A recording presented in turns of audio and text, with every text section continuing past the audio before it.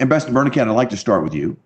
I'd like to begin with a quote from Ambassadors Bill Burns and Linda Thomas Greenfield. And this is the quote: the personnel evaluation process consumes 3 months of an officer's time with no commensurate accountability for, let alone improvement in, individual or collective performance. And as U.S. Ambassador to Japan, I worked with some very talented colleagues from the State Department, but I can certainly sympathize with that statement given the amount of time that people spent on performance evaluations.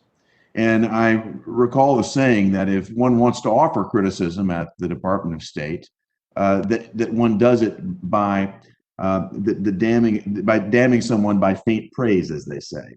I can't tell you how many fives I saw on personnel evaluation forms. And I strongly advocate for having a more rigorous evaluation process to ensure that accountability is at the center of the State Department's personnel process. So my first question is, do you agree with the characterization of the State Department's personnel evaluation process as described by Ambassadors Burns and Thomas Greenfield? Senator, thank you very much for that question. And you know from your own experience of how time-consuming our performance evaluation process is. I have to say, having served with Linda Thomas Greenfield when she was Director General and being a colleague of Bill Burns over the years, I know that Linda in particular worked very hard to reform the EER process, which we did. I can tell you, if confirmed, I will rededicate my efforts to further reforms, which I understand are already being considered. The evaluation process is the sole means by which we promote people, but it is really the penultimate activity in what should be a year's worth of performance evaluation.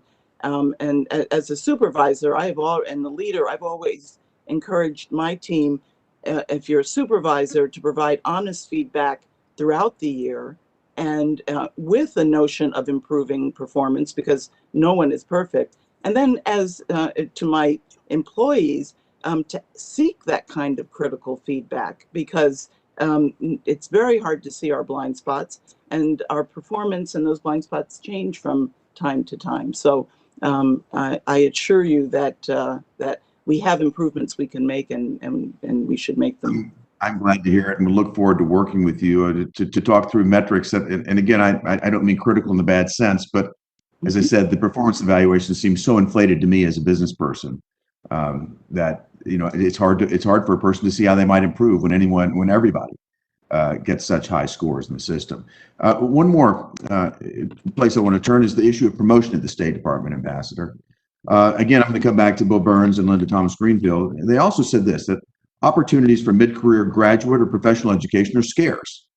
And here's what gets me, and they carry a little weight with promotion panels.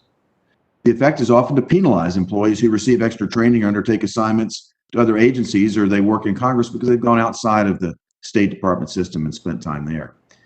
And if what they say is true, it really seems counterproductive to me to building a diplomatic corps that we want to have the type of breadth of experience and preparation for the 21st century.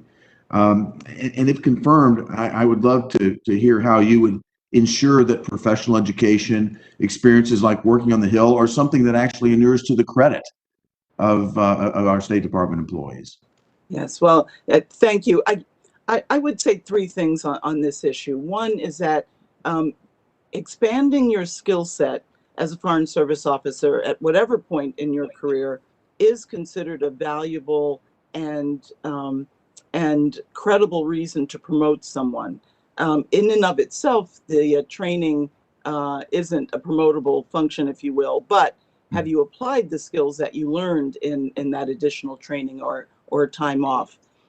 Secondly, the promotion boards, again, my experience as an employee and as a supervisor, promotion boards have been instructed in recent years to give added weight to those experiences. And thirdly, and this is a real key, Senator, we have had a roller coaster experience with hiring, both in terms of budget and in terms of hiring freezes over the course of my career. it's really difficult to allow people the time that they need to take to get training when we're short on personnel. And so I know that our budget requests are looking to once again build in the kind of cushion where we can let people take time off without harming the core mission. And Senator, if I can just add parenthetically, I had a year of university training at Berkeley before going to India, and I believe it directly helped lead to my promotion after that. So I would say when we use those training opportunities, build in those exchange opportunities, then they strengthen the person's promotability. I'm glad to hear you say that, and that's your perspective. I know talking with my employees at the embassy in Japan, there was a perception that it may actually be a disadvantage to take that time off. And I understand the resource constraints that make it difficult and challenging, but I look forward to working with you because I do think those sort of broadening experiences make a real difference. Mr. Chairman, I'll yield my time back and look forward to a second round.